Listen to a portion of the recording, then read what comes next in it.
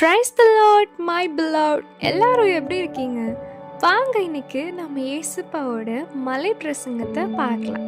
நம்ம எப்படி இருக்கணும்னு ஏசப்பா சொன்ன வார்த்தைகளை மெடிடேட் பண்ணலாம் ஃப்ரெண்ட்ஸ். வாங்க. மத்தேயு 5ஆம் அதிகாரத்தில் 3-15 வசனங்களை பார்ப்போம். 3.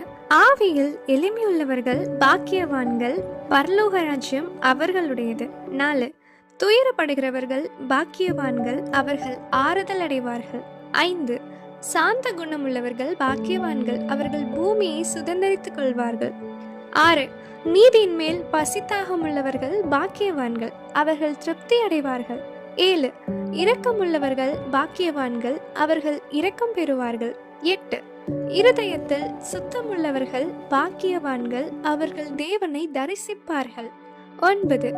சமாதானம் பண்ணுகிறவர்கள் பாக்கியவான்கள், அவர்கள் தேவனுடைய புத்திரர் எனப்படுவார்கள். 10.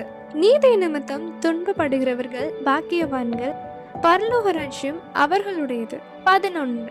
என் நிமித்தம் உங்களை நிந்தித்து துன்பப்படுத்தி பலவித தீமையான மொழிகளையும் உங்கள் பேரில் பொய்யாய் சொல்வார்களானால் பாக்கியவானாயிருப்பீர்கள்.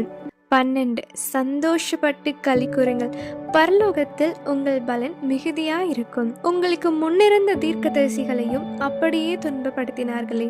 13. நீங்கள் பூமிக்கு உப்பாயிருக்கிறீர்கள்.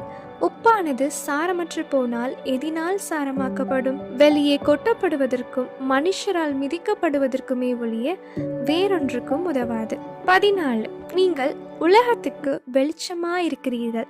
மலையின் மேல் இருக்கிற பட்டினம் மறைந்திருக்க மாட்டாது. 15. விளக்கை கொளுத்தி மரைக்காலால் மூடி வைக்காமல் விளக்கை தண்டின் மேல் வைப்பார்கள். அப்பொழுது அது வீட்டில் உள்ள யாவருக்கும் வெளிச்சம் கொடுக்கும். வசனத்தின் அர்த்தத்தை பார்க்கலாம் வாங்க. ஆவியில் நாம் எளிமையாக இருக்கணும். துயரப்படுறோம்னா நாம பாக்கியவான் பாக்கியவதி, அவர்கள்லாம் ஆறுதல் அடைவாங்க. சாந்த குணம் உள்ளவர்களா நாம இருந்தா பூமியை சுதந்தரிப்போம். நீரின் மீது பசித்தாகம் வேணும் நமக்கு, அவங்க திருப்தி அடைவாங்க. இரக்கம் உள்ளவர்களா நாம இருக்கணும், அவங்க தான் இரக்கம் பெறுவாங்க. இருதயம் சுத்தமா இருக்கணும், அப்பந்தான் தேவனை நாம தரிசிக்க முடியும். சமாதானம் பண்ணணும், அவங்க தான் யாரு? தேவனுடைய குழந்தைகள். நீதியா இருந்து நாம துன்பப்படுறோம்னா நாம பாக்கியவான்கள். ஏசப்பாக்காக வாழ்ந்து துன்பப்பட்டோம்னா நம்மள மற்றவங்க என்ன சொன்னாலும் பரவாயில்ல, நாம பாக்கியவான்கள். நீங்களாம் சந்தோஷப்படுங்க, பரலோகத்துல அவங்களோட பலன் மிகுதியா இருக்கும். நமக்கு முன்னாடி இருந்த தீர்க்கதரிசிகளையும் அப்படிதான் துன்பப்படுத்தினாங்க. நீங்க பூமிக்கு உப்பா இருக்கீங்க.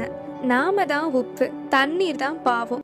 உப்பு தண்ணீர்ல பட்டா உப்பு சாரமாகிடும், அதுக்கப்புறம் அது வெளியே கொட்டப்படும், மனுஷரால் மிதிக்கப்படும், எதுக்குமே உதவாது. அதனால கவனமா இருங்க. நாம் உலகத்துக்கே வெளிச்சம். மலையின் மீது ஒரு பட்டணம் இருந்தா எப்படி இருக்கோ மறைந்திருக்க மாட்டாது, அப்படிதான் நம்மளும். விளக்கு கொளுத்தி நாம மூடி வைக்க மாட்டோம், விளக்கு தண்டுல வைப்போம். அப்போதான் வீட்டில் இருக்கிற எல்லாருக்கும் வெளிச்சம் கொடுக்கும். அந்த மாதிரி தான் நாம இருக்கணும் பிரியமானவர்களே. I hope God speaks to each one of you. Thank you dearly. To live is Christ and to die is gain. Amen. Praise the Lord. Bye.